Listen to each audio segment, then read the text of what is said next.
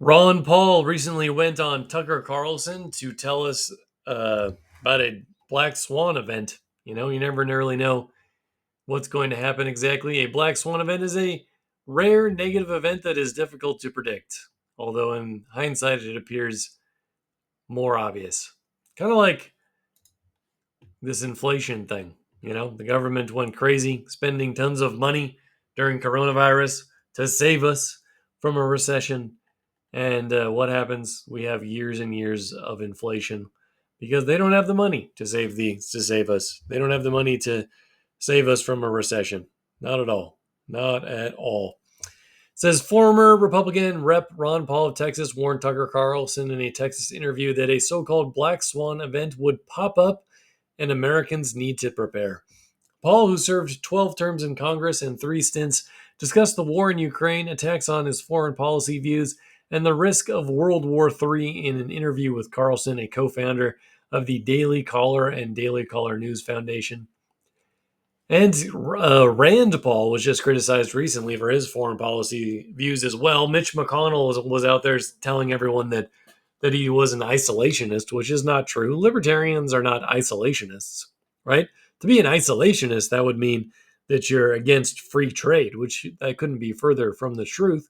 They're against perpetual warfare, right? We've had 20 years, my entire adult life, we've been fighting. It's expensive. It's too expensive. So's the welfare state. Paul warned that education is necessary for those seeking to get through the event. Yeah, self-education though, right? Become an autodidact and start educating yourself. I think we're reaching this point where some sudden thing is going to happen. Paul told Carlson, "I believe in that theory of the black swan. It's going to pop up, and it's not going to be controllable." To this point where some sudden thing is going to happen. I believe in that theory of the black swan. Yes. It's going to pop up, and it's not going to be controllable. But people, you ask, what can they do? I think the most important thing is understand what's going on. Is education. That's why I happen to have a homeschooling program, and I try to teach this stuff early. 1 in 10 American kids are homeschooled now. It'd be great if they learn a little bit of Ron Paul in the process.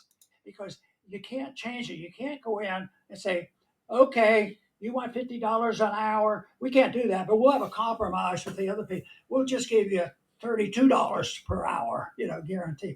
That kind of nonsense. You have to be able to, you know, tell them what they have to do. One is to protect the money, one is to protect your wealth. But when I go through this, when people really want to know some details, and I get a little more in detail, I said, but really, the most important thing you do is study and understand what's going on. Because if you come away from that and you're able to accumulate a lot and get by, and you have your guns and you have stored food and all that, it's not going to work. You have to understand what's happening. You have to know it's coming. It's very, very dangerous. And that's why I love to see smaller units of government. Anything that hints that says they're springing up an idea in our states to act like they ought to act. Yes. And they're starting to. They're starting to get more independent. Absolutely. Rugged independence. That's the American dream. That's what we should be implementing. That's what we should be teaching young people. But we're teaching them socialist ideologies to not be self-sustaining and instead to rely on government. And we've been going that way for a few generations now, and I think it's a problem. A black swan event, they have the definition there. And the Corporate Finance Institute was cited 9/11, Brexit, the dot-com crash, and the COVID-19. I think a major recession, major economic collapse would be the black swan event that would be more likely. But people ask, what can they do? I think the most important thing is to understand what's going on. It's education. Paul, who ran for president on the Libertarian ticket in 88, and who ran as a Republican in 2008 and 2012, told Carlson, too many people focused on the wrong things. Yep. Really, the most important thing you can do is study, know what's coming. It's very, very dangerous. And that's why I love to see smaller units of government. Absolutely. More decentralization. Some removal of the Federal Reserve, the Department of Education, and a lot of other departments would be great. All right, so here's more on that video for Rand Paul slamming Mitch McConnell, who that guy just wants perpetual warfare.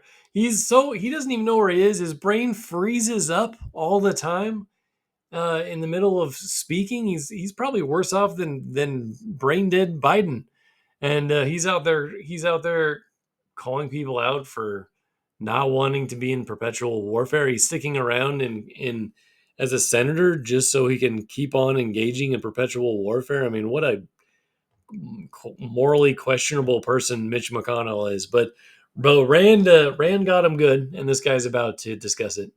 They're a danger. They're a growing threat. You wrote about it this week in your column, and he specifically singled out someone named Senator Rand Paul. And he said, I bet if you asked him, he'd even admit that he's an isolationist. Well, Senator Paul responded today in a local Kentucky paper, and it was a smackdown to beat all smackdowns. Put this on. Great headline. Anytime McConnell wants to debate his Ukraine first policy with me in Kentucky, bring it on, is what Senator Paul said. And you go to the next one. This is where he opens his piece. He says Mitch McConnell has pledged to fight GOP isolationism in the remainder of his career. I doubt that his self-appointed quest will improve support among Kentucky voters. In fact, McConnell has the lowest approval rate of any federally elected official ever. A recent Monmouth University poll. Well, that's amazing. He's got tons in common with Biden then, because Joe Biden is the lowest rated president of the past century. Yeah, that's pretty bad. Showed McConnell with a 6% approval rate and a 60% disapproval rate.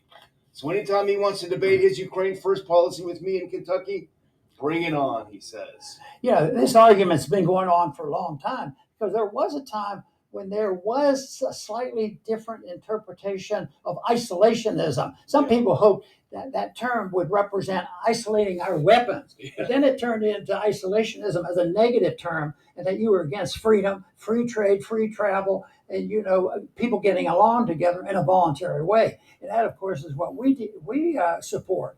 And this is something that they've been arguing about. And in Washington, unfortunately, the people who at least partially would agree with McConnell, we have Republicans that will go along. I mean, he was the leader of the Senate for all those years. So, and he was spending the money, and he was also wanting to interfere in the relationships with other countries. And this is something that comes to an end because it ends badly. And I think that what we have to do, though, is make sure people understand that you can have non-interventionism, which is a term I use. Rand uses a slightly different term. Non-intervention means that we mind our own business, but it means you get along with people voluntarily. And how do you solve the arguments and difficulty? In a free market, a libertarian society, you have to have honor and respect and voluntary obedience to what you agreed to, and that is the contract. If you didn't have recognition of a contract, the market doesn't work, and that's one of the big problems we have today because the government regulates all contracts, and they rule over them. They say, "Oh no, that contract's no good," and the government, matter of fact, the government sets the standard by never obeying their contracts, and that's where it is. But this thing is getting messy. I think there's going to be more debates like this. I was delighted to read this because he didn't avoid the challenge that McConnell threw out to him. Yeah, absolutely. Well, if we go back to that, but here's how he further explained it in that first clip. He says, one thing's for certain, Kentuckians know that McConnell is not fiscally conservative. Put that first clip up if you can. Is anyone in the boomer generation of politicians fiscally conservative on either side? Republicans aren't. They've always spent more than they've brought in for decades upon decades and decades. And obviously Democrats, I mean, they just don't care at all. In the past year, now here's the particulars. In the past, Jim McConnell voted for Biden's $1 trillion infrastructure plan, Biden's $1 trillion spending bills, and nearly $200 billion for Ukraine. The total deficit from Biden McConnell spending spree will be $1.5 to $2 trillion this year. That's incredible. That leads to higher levels of inflation. They had to keep borrowing money. The Federal Reserve has to keep lending them money, and it leads to higher levels of inflation. You know, the Ron Pauls of the world understand this. The Rand Pauls of the world understand this. Anyone who has a basic understanding of economics and finance understands these things. He also added, and I didn't put it up here as a clip, but it's worth mentioning about McConnell. During McConnell's tenure as leader of the GOP caucus, he's voted for and cheered U.S. military intervention in Afghanistan, Iraq, Libya, and now Ukraine. Because he gets all those kickbacks. But what's crazy to me, you know, he says that a lot of that money comes back into American pockets because, and this is McConnell just recently saying this, because they give it to U.S. contractors. You know, that's where a lot of the money from the U.S. government goes, and then gives. He'll argue that it gives Americans jobs and so on, but it seems like there's other ways to produce American jobs, mainly in the private sector. You know, the government doesn't really produce wealth. It steals it and redistributes it. So McConnell's strategy is not that great, and I'm sure he's got a few stocks in these companies that are gonna help him benefit. But it's just crazy to me that that would be anyone's concern when they're as old and ancient as McConnell. Why are you interested in making millions of more dollars when you're not even going to be around for that much longer and in an unethical way? Like, wouldn't you want to do it, in a productive way that benefits people? It's ridiculous. McConnell, like McCain and the other neocons, believes that anyone who opposes military or monetary foreign interventionism is somehow an isolationist.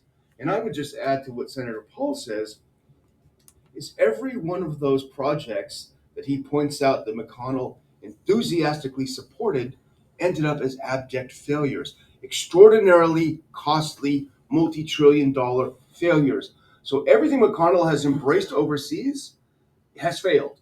Yet anyone who opposes him embracing yet another failure is an isolationist. All he has left is to call names. You know, back to my argument about understanding what these terms mean, but a libertarian free market position is, in many ways, I think you agree, it's actually opposite of what he's accusing us of doing, isolationism. Because I think if you really want to get along with people, you have to be willing to talk to people. The whole thing is there's so many special interests involved, and I think that's big government all over. Do you have to deal just with our country and getting along with another country? No, you have the states to deal with. You need and you have the federal government. Then you have all the international governments, and then you have the monetary system, which is universal, where the dollar is chief currency or the reserve currency. So there's so many opportunities for this, and it's. And you have the special interest of McConnell's pockets. Sets the stage for the use of this intervention for the material benefits of certain groups, and that's why you have special groups, because we want democracy. So if we just get 51% of the special groups to agree that we're going to use the government for our benefits, all of a sudden you have what we have now, runaway deficits. And until we change our attitude about that and understanding of that, this thing gets worse. Yeah. Well, I think Senator Paul characterizes it about like you do. If you can put up that next clip, I think it's a great way. It's a great pithy way that he's described it. He said, McConnell wishes to characterize my policy. If the Pauls are anything, it's pithy, and I love it. He's as isolationist. Nothing could be further from the truth. Where he preaches belligerence with all, banning companies with international ownership, and trade sanctions across the globe, I continue to advocate for international commerce and active diplomacy with our adversaries. So, as Rand is pointing out, we are the opposite of isolationists. We want to. Absolutely, that's what I was saying. They're not isolationists. They're pro-free trade. You know, there's that famous quote. I forget who said it. It might have been Bastiat, but it's if goods don't cross borders, armies will. Right? I don't remember exactly who said that, but one of you can Google it. and put it in the comments, I suppose.